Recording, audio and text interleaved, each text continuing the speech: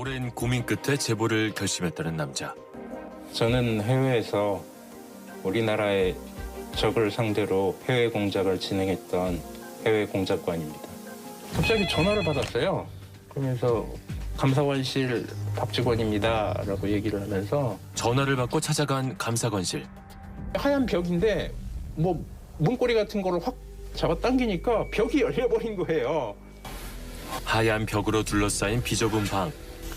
하얀 벽을 계속 보고 있으면 시간 감각, 공간 감각이 없어져요. 그럼 말도 없이 그냥 그런 상태로 계속 벽을 보고 있고 그렇게 이제 3일 동안을 갇혀 있었던 거죠.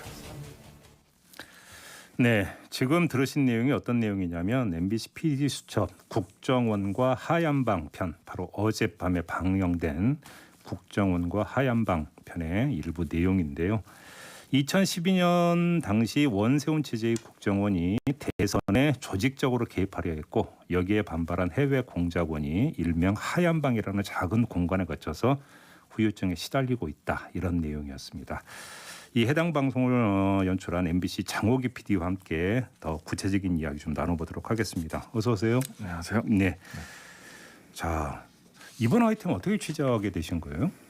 이게 올해 초 한 1월 정도였던 것 같은데 네. 이 제보자한테 실제로 방송처럼 전화가 왔었고 뭐 이런 국정원으로부터 이런 일을 당하고 있다라는 얘기가 와서 저희가 직접 만나보고 어떤 일인지 확인해 보다 보니까 그 이면에 더 큰 이야기들이 있었어요. 네. 그래서 이건 방송을 한번 제작을 해봐야겠다라는 생각이 들어서 사실 좀 굉장히 오래된 제보입니다. 이게. 아, 네. 그렇군요. 근데 제보자가 공개가 된 게 좀 이례적인 건데 여기 뭐 좀 특별한 이유나 사인이 있었던 건가요? 보통 저희가 이제 제보자분들 얼굴을 다 가려드리는데 네. 제가 봤을 때 제보자분도 보셨을 때 굉장히 스스로가 위험하다라고 생각을 했어요. 그래서 오히려 공개적으로 나서는 것이 이분의 안전을 지키는데 더 도움이 된다라고 저희가 잠깐만, 판단했습니다. 위험하다라는 게 네. 지금 현재도 그러니까 자신의 신변에 위협을 느끼고 있다라는 이야기인가요? 그렇습니다. 지금 이분이 계속해서 감시를 당하고 있고 어. 그다음에 여러 가지 우연인지 아닌지 모르겠지만 좀 위협적인 요소들이 주변에 계속 일어나고 있기 때문에 현재도?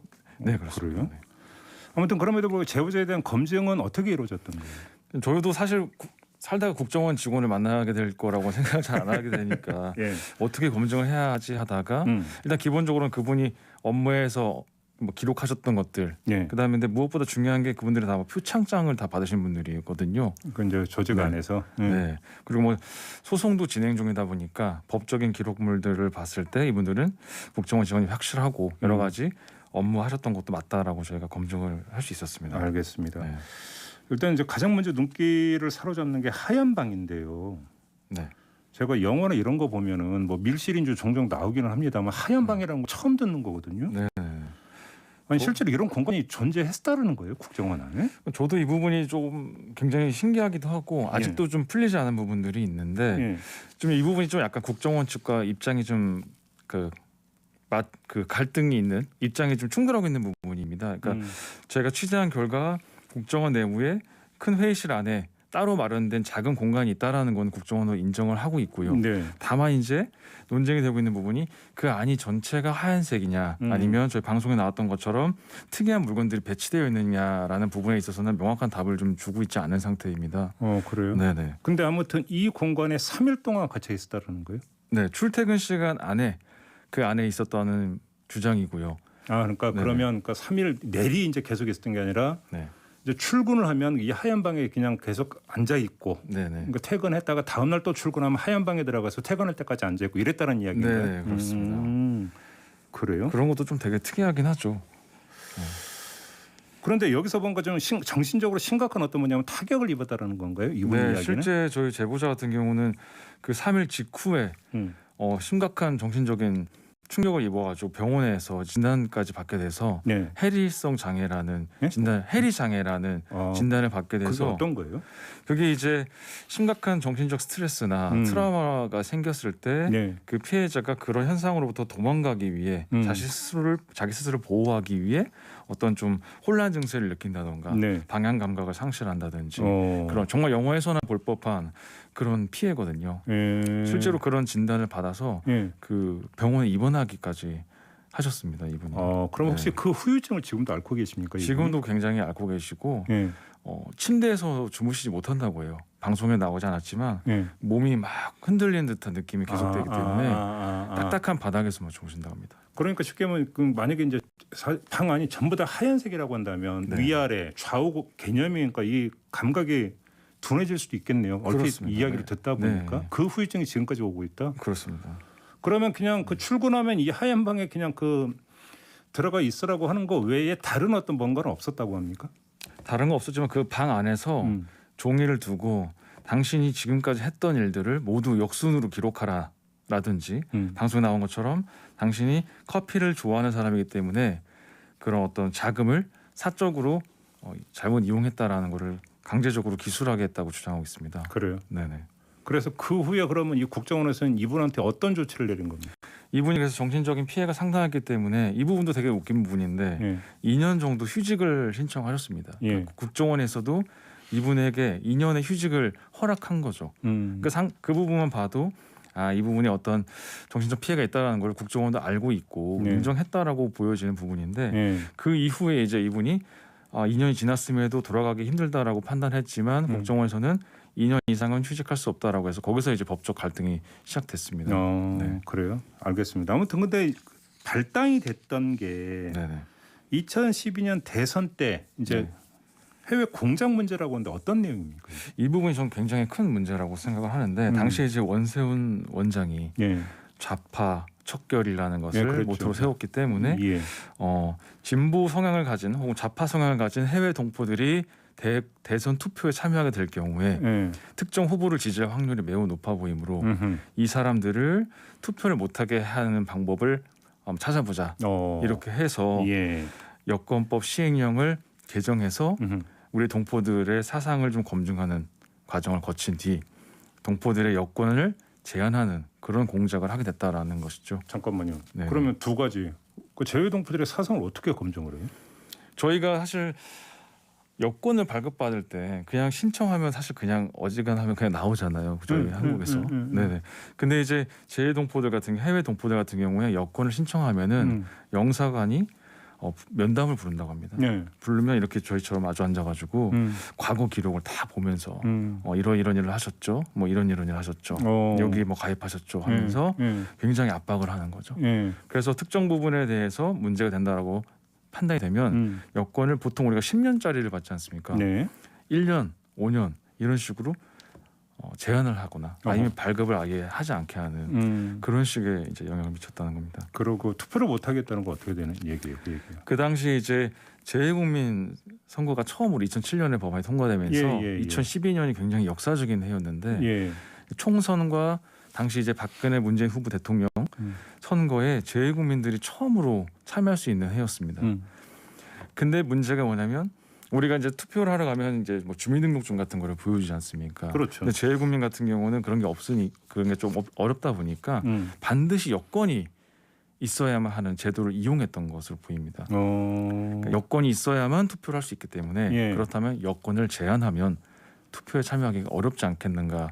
라는 거를 아주 잘 이용한 거죠. 그러면 실제로 투표할 의사가 있었음에도 불구하고 바로 이런 문제 때문에 투표를 못한 경우가 많이 나왔다고 합니까? 그런 경우도 굉장히 많다고 하고요. 근데 이분이 해외 공작관이라고 했잖아요. 네네네. 어디서 그러니까 주로 그러니까 그 활동을 하신 거예요? 그러면? 저희 다 제보해 주신 분들은 일본 쪽에서. 일본 쪽에서. 네네.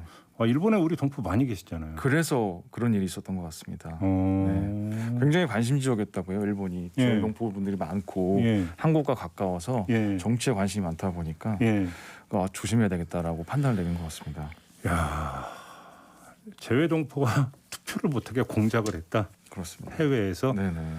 그러면 이게 지금 비단 일본에서만 벌어진 일이 아니라 우리 그 동포가 많은 예를 들어서 뭐 미국이라든지 다른 지역에서도 이런 일이 벌어졌을 가능성이 있는 거잖아요. 가능성이 있고요. 실제 저희 제보자들이나 다른 분들의 주장에 따르면은 이미 그 당시에 미국, 뭐 중국, 일본에 각각 그 국가별로 있는 영사 뭐 공작원들 사이에서 약간 경쟁하듯이 원세훈 원장에게 충성을 경쟁하듯이 우리 지역에서는 이런 공작을 우리 지역에서는 이런 공작을 그런 경쟁적인 분위기가 있었다는 주장도 있었거든요. 그러니까 예를 들면 그 당시에 미국에서는 데이비슨 프로젝트라고 해가지고 당시에 뭐 김대중 전 대통령의 어떤 비자금을 갑자기 추적하는 막 그런 여론이 갑자기 나온다던가 그런 일이 있었고 그로부터 한 달 뒤, 그러니까 2010년 9월에 바로 이 여권법 시행령이 개정되면서 일본 지역에서는 이런 식으로 공작이 진행됐다라는 게 다수의 증언입니다. 이건 국정원의 조직적인 선거 개입이잖아요. 선거 개입. 그렇습니다. 그다음 이건 수사를 해야 되는 사안 아닙니까? 저는 그렇다고 봐요. 그러니까 댓글 부대 때문에도 이 난리가 났었는데 저희 제보자도 말씀하셨지만 댓글 부대는 그냥 되게 간접적인 여론 조작이라고 오히려 본다면 그거보다 이건 더 직접적인 그렇습니다. 개입이죠. 이거는 인권 침해를 넘어선 굉장히 큰 문제라고 저는 보고 있습니다.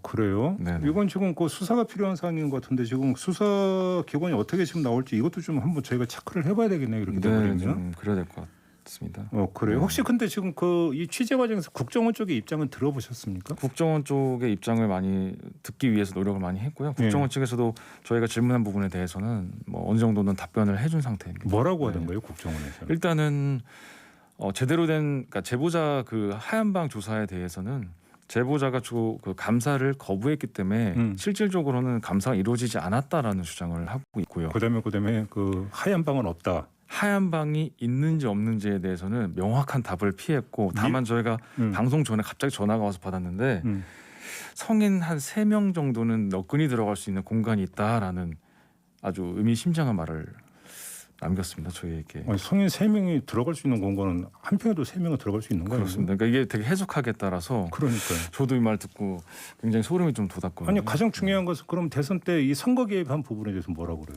확인해 줄 수 있는 내용이 없다. 그렇게 대답을 해요? 네, 그렇습니다. 그래요? 이건 좀 악성인데 이건 그 수사 필요성이 있다라는 점을 좀 제기를 하고요. 마지막으로 이 제보자 외에 조직의 뜻을 거스른 국정원 직원들이 보복을 당했다는 내용이 나온다는데 이거 어떤 내용입니까?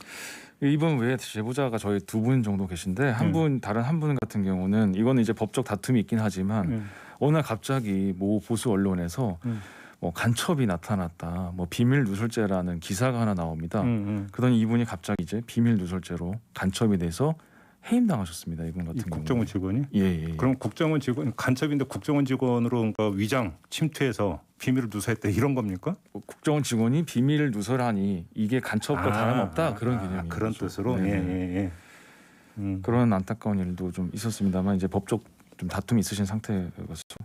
그래요? 네. 그럼 뭐 그건 단정할 수 있는 성질의 문제는 아니고. 아무튼 그럼 후속 방송도 지금 계획하고 계십니까? 후속 방송이 계획 중이고 사실 이분이 이제 그런 하얀 방에 가시게 된 이유가 사실 하나 더 있습니다. 네, 그 부분에 대해서 저희가 계속해서 알아보고 있고요. 선거 선거보다도 어떻게 보면 좀 다른 쪽에서 굉장히 큰 문제가 있었고요.